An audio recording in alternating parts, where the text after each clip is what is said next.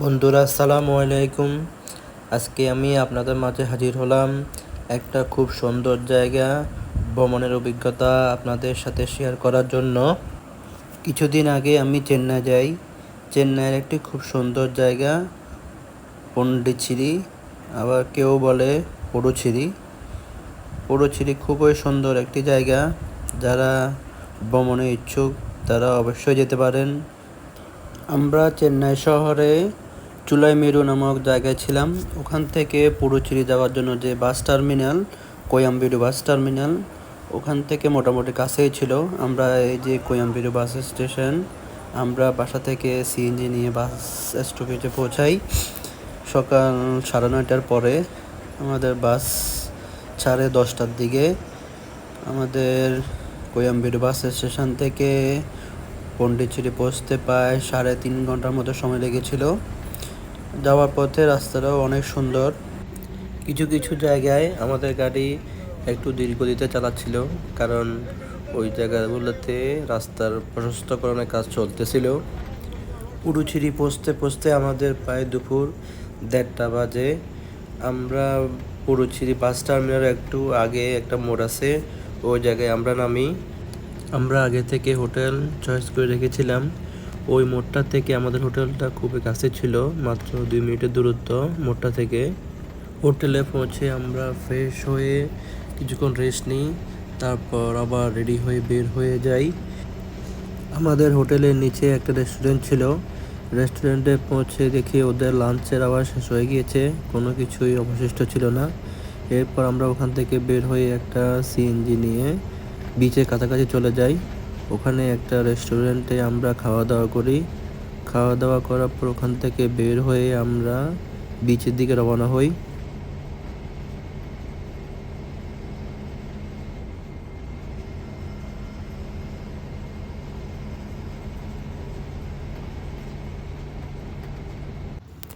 Puducherry bus terminal আগে যে মোড়টার কথা আপনাদের বলেছিলাম, এটাই হচ্ছে সেই মোড়। এই মোড়ে আমরা বাস থেকে নেমেছিলাম। আমাদের হোটেলটা এই মোড়ের কাছেই ছিল। এই মোড় থেকে এই 2 মিনিট সময় লাগে আমাদের হোটেলে পৌঁছাতে হেঁটে।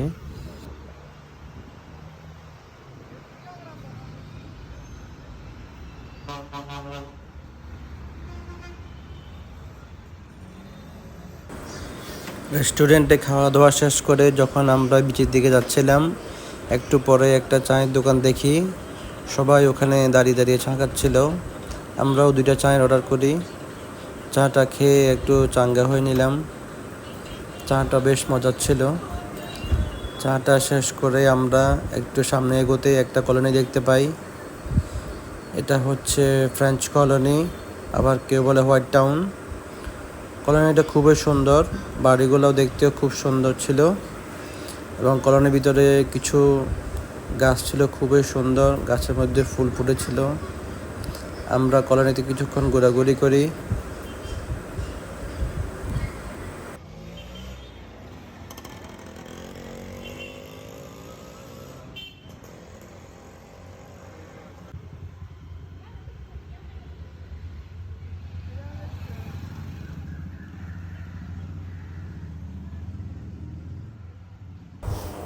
কলোনির ভিতর যে গাছগুলোর কথা বলতেছিলাম, এগুলো হচ্ছে সে গাছ।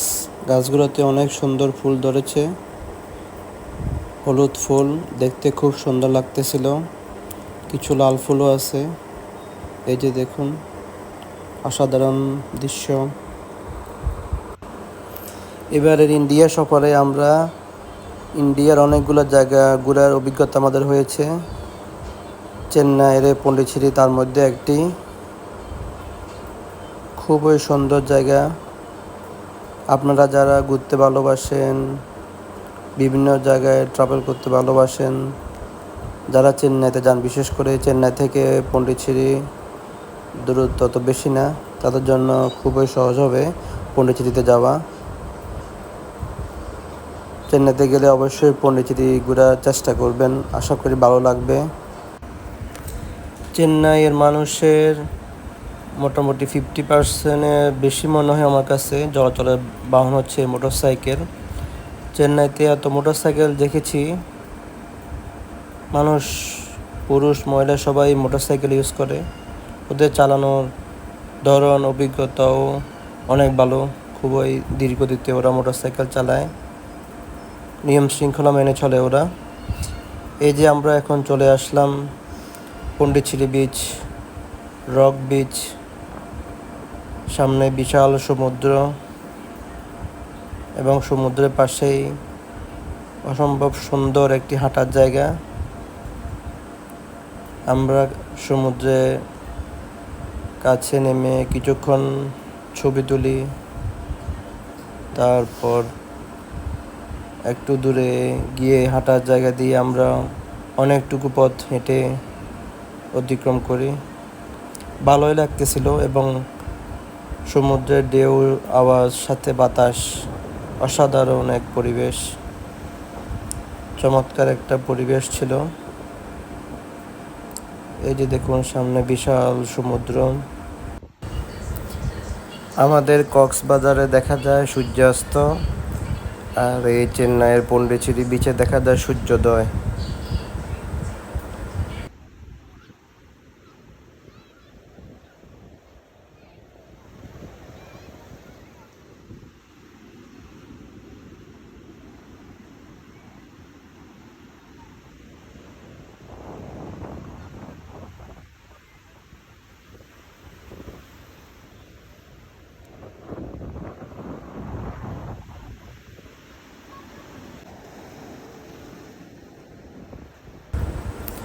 যখন আস্তে আস্তে সন্ধ্যা ঘনিয়ে আসতেছিল, চারপাশের লাইটগুলো যখন আস্তে আস্তে জ্বলতে শুরু করলো, তখন বিচের সৌন্দর্য আরও বেড়ে গেল।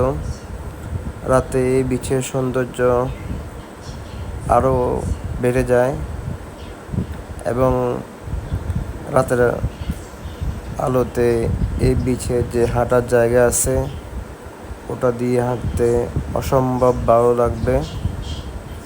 আমরাও প্রায় অনেকক্ষণ ছিলাম এই বিচে। এই যে দেখুন আস্তে আস্তে সন্ধ্যা ঘনিয়ে আসছে আর লাইটগুলো জ্বলতে শুরু করেছে, খুবই সুন্দর।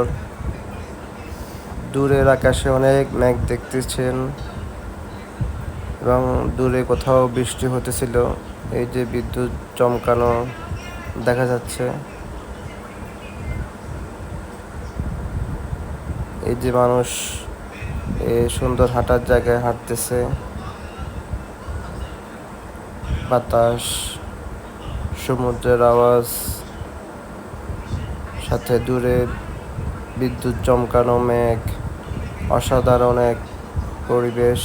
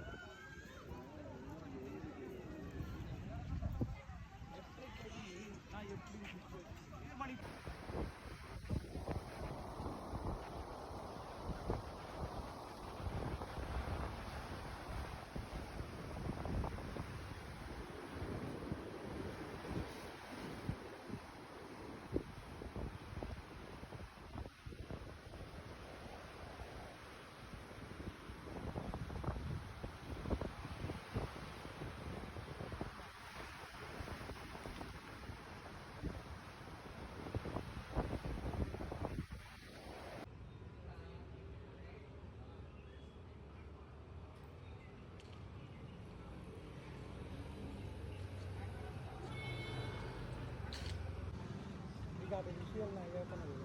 না, এগুলো অরিজিনাল। না, অরিজিনাল।